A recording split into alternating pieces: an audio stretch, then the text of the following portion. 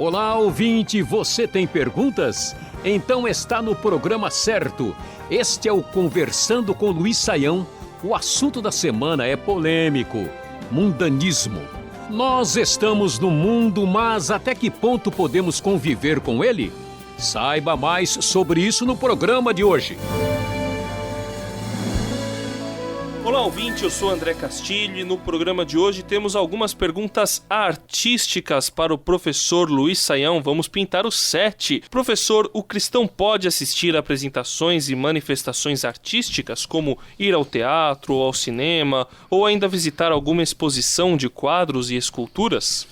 Olha, André, ele pode, já começa aqui ouvindo o nosso programa, que tem muita arte aqui, às vezes a coisa vai mais para artista, às vezes algumas perguntas é de gente arteira, mas nós vamos prosseguir. Veja, não há nenhum problema com a arte. Por que é que a gente pode dizer isso? Quando Deus cria o mundo, o texto bíblico vai dizer que Deus criou tudo e ele viu que era bom, e ele termina a criação dizendo que tudo era muito bom. E essa palavra bom no texto hebraico, né, ela significa bom e bonito. Então Deus é que criou a estética, Ele é o Senhor de toda a arte, de toda a beleza.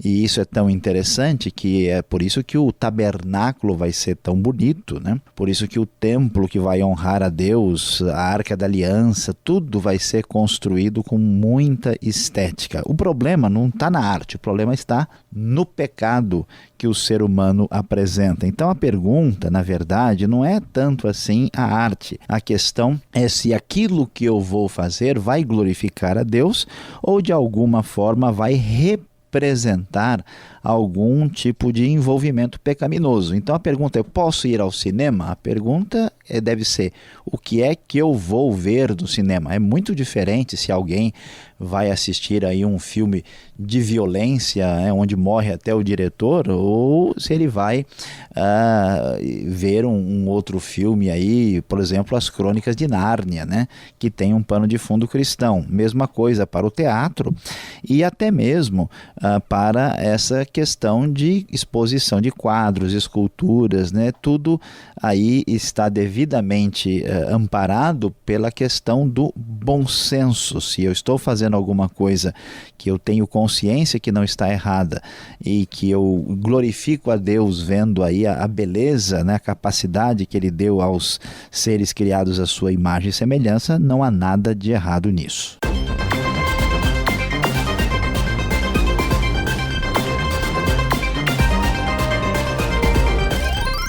Você que quer conhecer a palavra de Deus e manter-se obediente de maneira sensata e contextual ao que Deus nos ensina, deve ler o livro Pense Biblicamente, de John MacArthur e Richard Mayhew.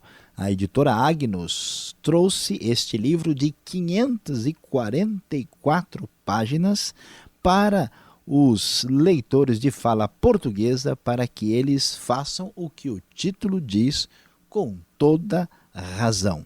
Pense biblicamente.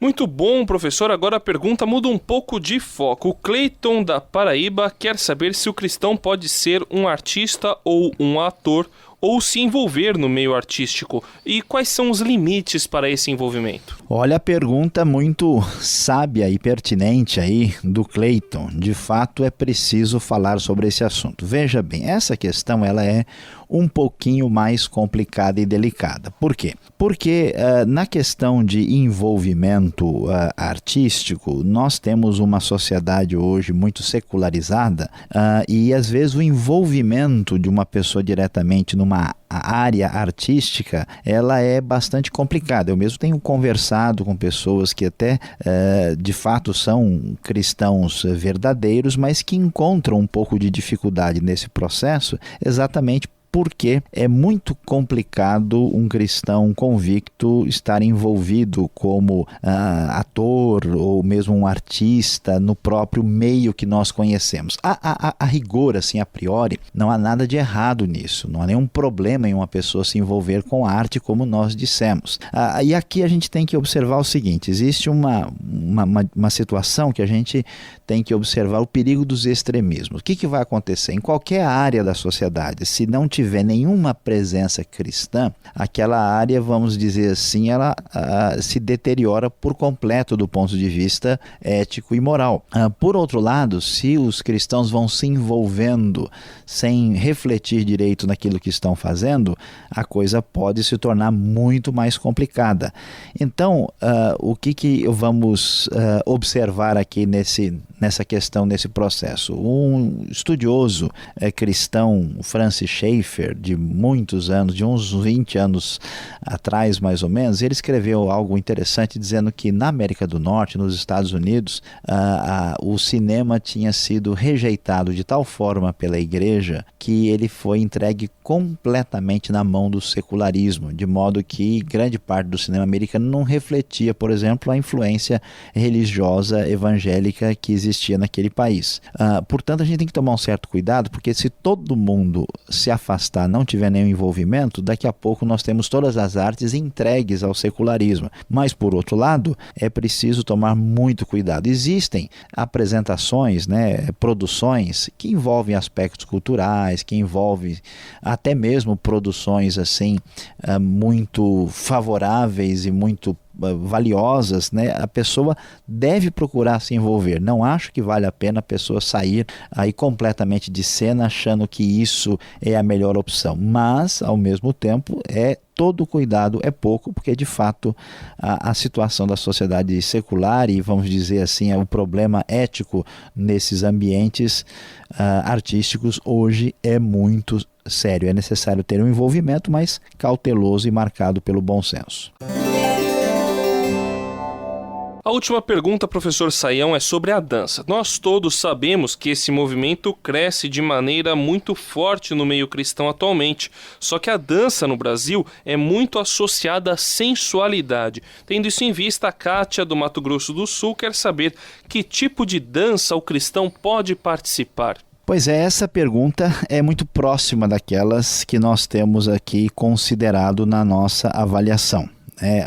De fato, biblicamente falando, a dança nunca foi um problema muito sério, porque até a própria sociedade de Israel, como a gente sabe até hoje, os judeus são muito assim expressivos em manifestações que envolvem a dança. Mas, de modo geral, a dança nesse contexto, ela não tem realmente uma associação assim fortemente marcada pela sensualidade, A ideia que a gente encontra na dança aí dentro de uma cultura hebraica é uma expressão de alegria, ela é esfuziante, ela é assim muito expressiva, mas não está associada à sensualidade. Como é que a gente lida com isso?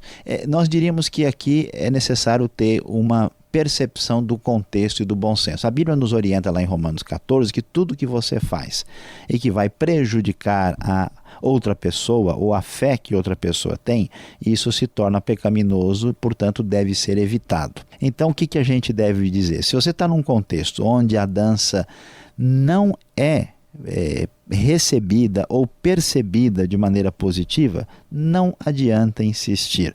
Não adianta você ficar falando que o pessoal é isso, que o pessoal é aquilo. Não, você tem que entender que você deve respeitar aquele contexto, aquela situação específica. Nós não conseguiremos nada forçando uma certa situação. Agora, você está num contexto diferente, onde a dança faz parte da realidade, onde se pode construir alguma coisa, então nesse caso o quadro muda bastante. Aí você pode praticar isso. Agora, da mesma maneira, a questão da dança precisa ser percebida em função dos outros elementos que a gente já mencionou aqui sobre como é que a gente deve proceder. Qualquer dança que envolva uma atitude explícita ou implícita de sensualidade, qualquer expressão de dança que perca o foco originalmente sugerido para ela dentro de um contexto de igreja ou de adoração ou mesmo de um outro ambiente positivo, deve ser aí muito bem percebido e avaliado para que